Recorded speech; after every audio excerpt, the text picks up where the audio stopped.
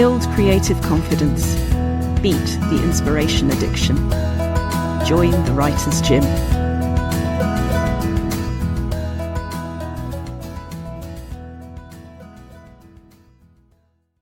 This series of the Writer's Gym, I'm focusing on what makes writers curious, what makes them feel inspired, what makes them enjoy doing the writing. Because my experience of the enjoyment of the writing is that word curiosity. Anything that comes out as confidence, anything that comes out as getting the job done, rather than questioning yourself so much you can't get the job done. That step for me came through working out what I love. So I hope you enjoy these conversations with wonderful authors, and do check the show notes so you can find out more about all of them. This new series of the Writer's Gym podcast is particularly important to me because we are looking at what our membership need in order to do the writing and live the lives creatively that they want to write and live. I am so delighted that I met producer and author Ashley Lexine, and she and I have been working together within the Writer's Gym, and it's been such a pleasure to see her ideas of what she wants to publish and how she wants to do that becoming more her own as we get to know each other. It's also a pleasure, while Chris is off on other projects, to have Ashley producing this podcast with me. I hope you enjoy this as much as I have. Ashley Lexine. Rachel Knightley. Welcome to the Writer's Gym. Thank you so much for having me. I am always excited to get to have a little chat with you, no matter what the circumstances. And it's so great to be interviewing you and to have you coming on board as producer, because we actually met on a podcast. Yes. Officially, our in-person, our face-to-face meeting was on my podcast. I'm like, oh yeah, it was. That's my podcast. Yeah, and we're coming up on a year since the Healthy Metal Hippie has been out. And well, I mean, we're still a few months off, but I'm going to say we're closing in on a year. And it's been really exciting. And honestly, your episode always brings me such joy when I listen back to it and get feedback on it. Healthy Metal Hippie is all about bringing art and wellness together. And we talked a lot about getting your work out of you, and for one, and also talking about using writing as a healing tool and just kind of setting yourself free. And it was very helpful for me, and it was like its own therapy session. And then it's helped a lot of people since. I've had lots of feedback that everybody loves you. That's really lovely to hear. It was so nice being on it, because I think our messages and our interests really did mesh very, very well. That with the Writer's Gym, as you say, I'm there to help people work out what it is that's stopping them from writing and find healthy habits so that they are writing regularly. And it becomes less of being stuck in what does this say about me, and more the curiosity of what is in me, what do I want to say, what do I want to do.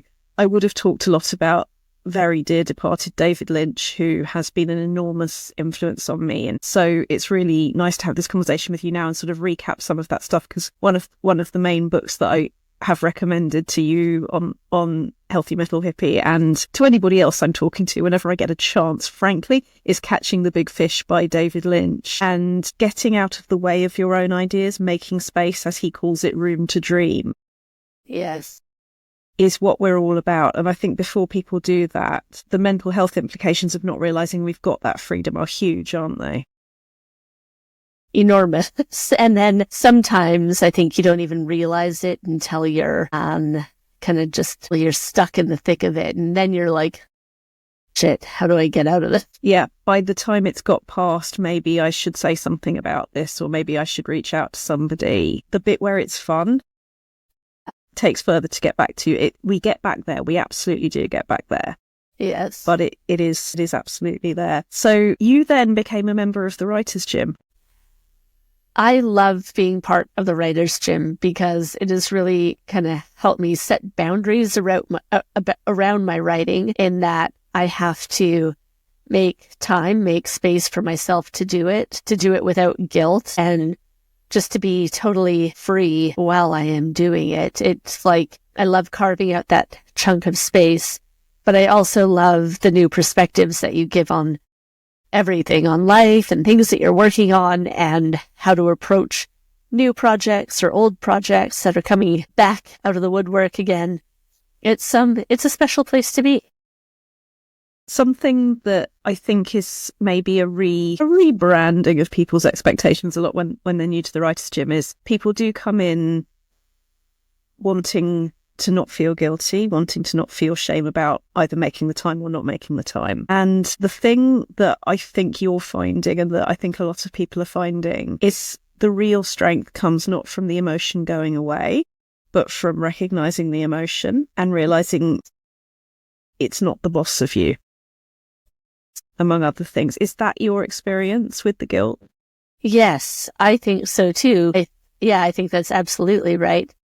It has changed a lot about, and there's still times that I don't make time for writing, but I'm not beating myself up about it anymore. And so that part's really nice. But in doing that, I've also had more time for writing than I ever seemed to, which is amazing as my schedule gets busier. Would it be okay to maybe give an example of what that looks like for you? Because obviously creating time is one of the hardest things people ever do. And everyone, including you, has an enormously busy life, has different facets of their life and what the demands on their time and their energy are.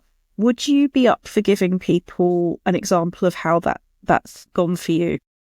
So, yeah, one thing for me is about how, and it's interesting too, because I've been talking about this a lot lately on my podcast, on other socials, but that realization that we are more in control than we feel that we are sometimes, that is a big one for me. It also, the other thing I keep talking about, it's seemingly everywhere, truly, the past few weeks is, you don't miss your doctor's appointments. You don't miss, your appointments to go see your personal trainer at the gym or whatever, your job interviews, whatever the appointment may be. You don't miss that. And so when you make an appointment for yourself to sit down and write, it is there. Yeah. So, for example, where in your life there's work, there's family, there's a dog. Yes. There's a podcast, there's another job in music. And that's just without me even having to think about it.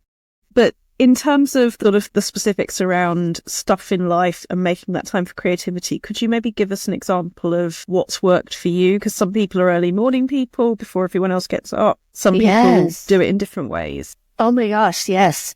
That's, I think the first step actually is finding out your own personal schedule and what works for you. Okay, yeah, so because we did that. We talked about the ideal timetable and that's the first stage is always what would ideal look like, because we condition ourselves to be so sure we can't get it that we often don't tell ourselves what it would even look like. And then we start going, what time do we carve? Where is the time? So what would it be for you? So because most of my days are fairly flexible, right? I do. So there's a couple things. I have so many thoughts on this. I'm like, I'm excited. Okay. First of all, another great realization over the past couple of years is just because regular people have an 8 to 4 or 9:30, 9 to 5:30 or whatever schedule, that doesn't mean your schedule has to look that way. And that has been like mind blowing for me, which is also kind of funny to say, but because I think we get so conditioned, like you wake up really early, you get this stuff done, you work, you come home, you eat dinner, and then, you go to bed. That is life. But first of all, realizing that, life is actually so much more than that. Your schedule does not have to look like that. And of course, there are constraints in that sometimes that, yes, you may still have to work the 9 to 5 and that's fine. But you can, I don't know, maybe you work your lunch break by writing. You can carve space for it there. I actually really like going out to like a coffee shop or something. I like writing there because I always need a change of scenery, as you know. I like going different places that make me feel inspired to write, and just, I think it is just fresh energy that just makes me feel like, I'm in the zone. That fresh energy, just to go back on a couple of the things you've mentioned, walking or driving or going somewhere, and the cafe or library or other place at the end of it. All of these are ways of making an active choice for some people. For other people, don't get me wrong, home is the place that writing happens, and there's no right or wrong, but it's very much finding your own one, isn't it? So I know you've done a bit of that. I also know that you've come to the writing room and you've come to coffee and creativity, and you're making time and space that is writing time within the writer's gym when we collect for those. So what's all that been like? So yeah, like I say, I like going places, but I actually do write probably 95% of what I write at home. And I love having that space because, I don't know, maybe it feels like working in groups when you're at school and everyone's just has silent working time. and I really love that. And I also really love the coffee and creativity, because then you can just create whatever as well. So just for anyone who's listening and is new to that, we have a chat at the beginning. We have writing time. There are things that come out of that conversation that if people need or want prompts or any kind of holding pattern, we can absolutely do that. But it's time to use however you want to use it. And then we have a chat at the end. Yes. Yeah. And I really love that time. Schedule has prevented me from joining a few lately, but yeah, I really, really enjoy that time. I also just enjoy that community of being together. And even though you're all working independently, you're all working towards your own goals and your own projects. It's cool because you're seeing art and excitement come to life in front of you, you know? And you can absolutely feel it, can't you? And the energy of everybody supporting each other and being interested in what's going on for each other. Yes. Yeah. Absolutely. That is really, really nice to hear. And the writing room as well that we have, as everybody's invited on Mondays, but then there's obviously the members only sessions at other times. What's that been like for you?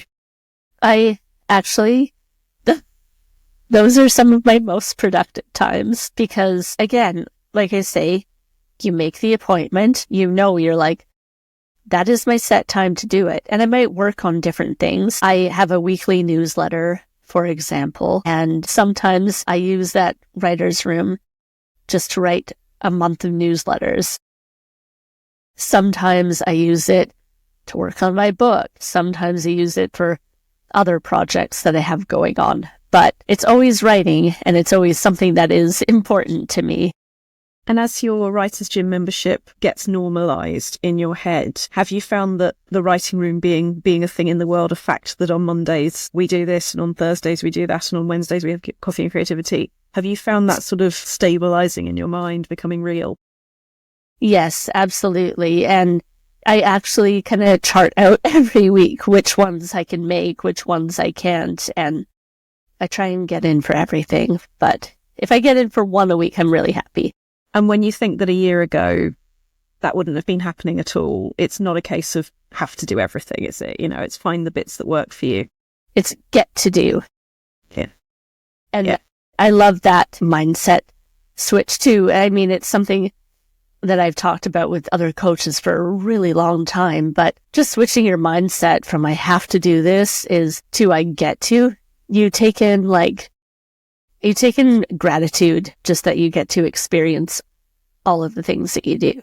And also ownership, I think, because, you know, gratitude is such a great tool when you're using it to do more of what you know you can put into the universe. But it's a case of taking away the idea that this is a luxury item. This is something I do for my mental health. This is actually something I do for my physical health as well. Having that routine, everything finds its place in the week. It becomes stronger. Yes. Oh, I absolutely agree.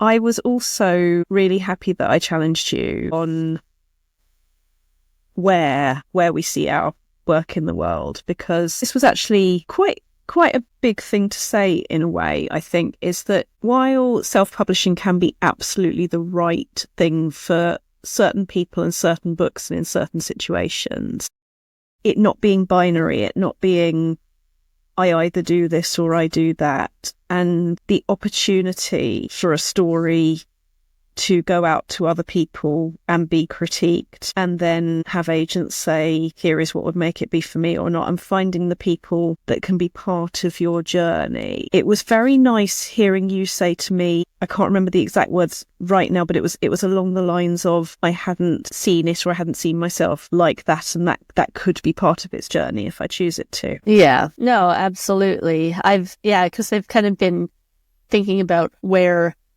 I want to go. And also, it's kind of is a bit of a confidence boost too, right? Where you sit there going, yeah, actually, a publisher would want this book, versus like, nobody would pick it up. And in a way, we're doing a good thing for self-publishing by critiquing ourselves more like that, because if self-publishing becomes what we do when we're not fully convinced that the audience or the publisher is going to want it, that's not the kind of relationship that, if self-publishing with the other person, that they'd want to be in.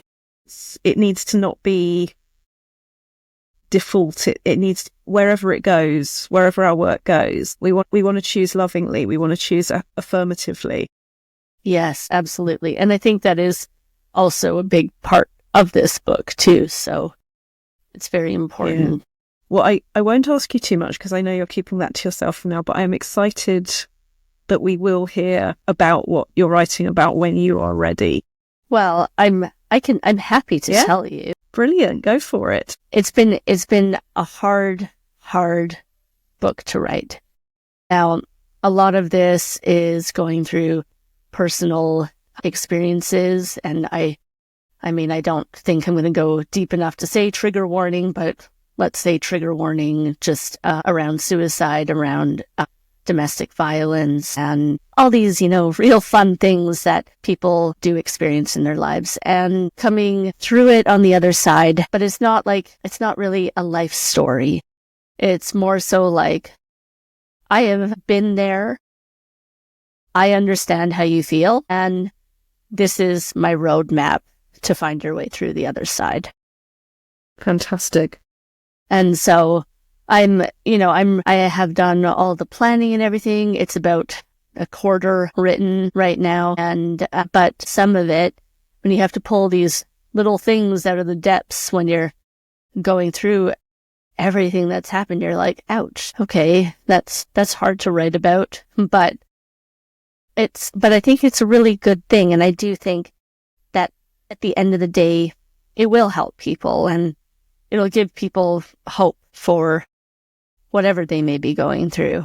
And I'm not sitting here saying that I've been through the worst that life has to offer, but I've definitely had my moments from a very, very far too young age. So. And something else that's probably worth including in as we talk about this is, I remember when you had a piece published in a magazine about domestic violence, new chapter of life, moving forward in love with people in your life now. And this is the Christmas one. Yeah. And something that I found really profound was, it didn't even necessarily occur to me as a surprise that when others in the writer's gym, were saying, oh, Ash, well done, and so glad you did this, and, it's brilliant that you're sharing this because it really, really helps people. It didn't occur to me, I think, until you said it to me, quite how much of a sort of surprise it was to get that reaction. And I think that's probably a pretty universal experience, actually, that when it's our own stories, we don't fully honour the fact that actually, yeah, it is a big deal. And yeah, people do need to hear that this growth experience has come because it needed to, and other people's need to as well. That what you're doing by having the courage and consistency to engage with that process and tell that story is as big a deal as the consistency of engaging in the growth in the first place and making the life changes. It is of genuine help to other people, many of whom we will never know. And with the writer's gym, there are people in there I've either never met face to face, that it's all been online. It's not everybody, but it's some. Yeah. And there's people in Australia, there's people in New Zealand, there's people all over the place who, our stories are connecting, and they're part of people's psychological landscape, and your growth is part of other people's growth. Yes. And I think that's also really something great. All the words just came out. That happens with a first draft when you are saying something emotional. No. I'm saying I just like apparently can't speak. No, you're not. You are saying that you are saying something that matters, because the thing about a first draft on paper is it's just like going blah, blah, blah, blah, when you're talking to somebody about something that matters. And I'm glad that you get to do that on audio so people can hear it happen, because it's what we need to the faith and to be able to do. And doing that in front of me is pretty much what I am here to do. It's what I am here to facilitate. And yes, and that is true. You definitely are here for that.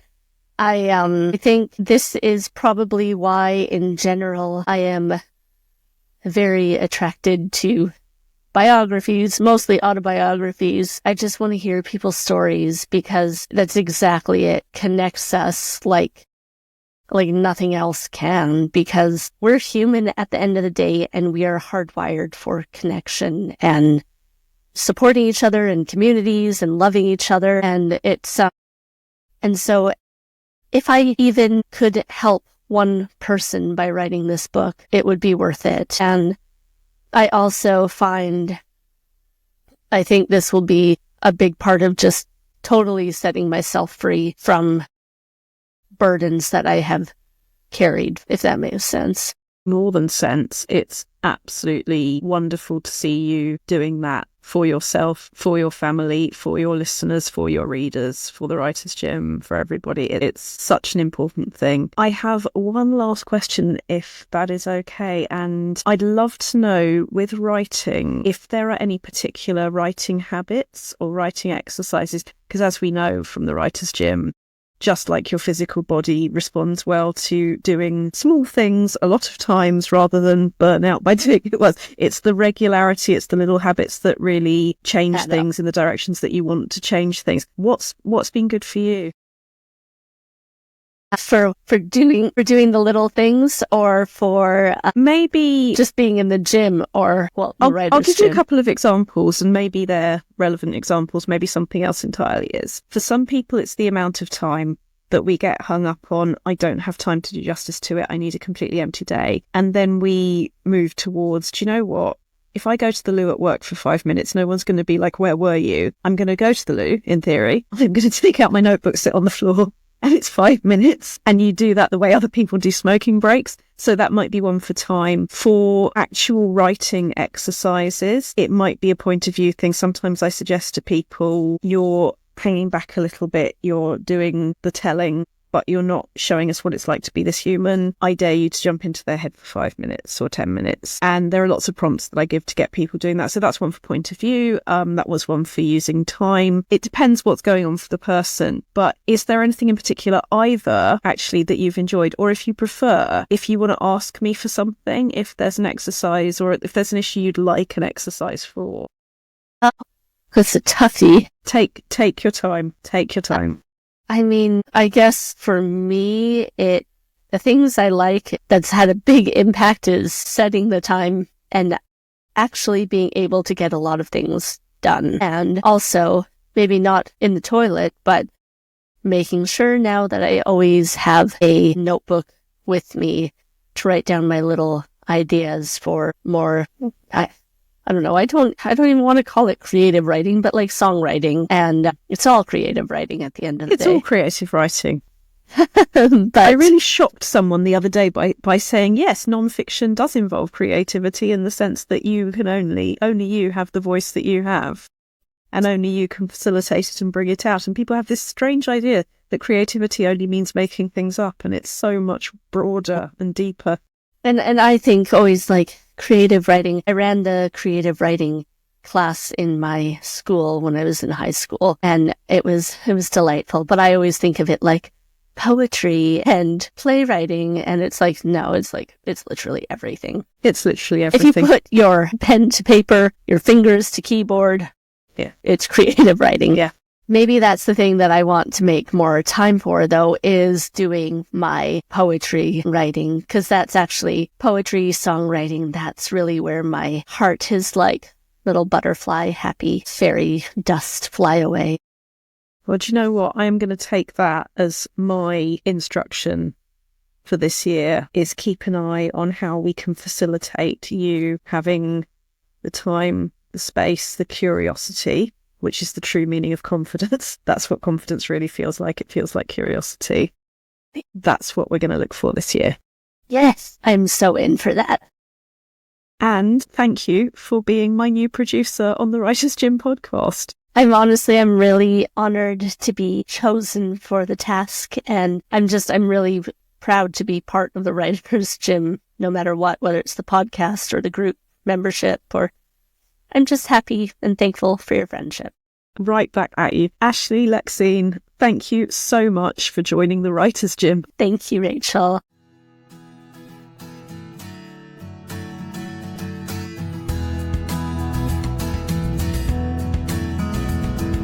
You've visited the Writer's Gym with author and coach Dr. Rachel Knightley.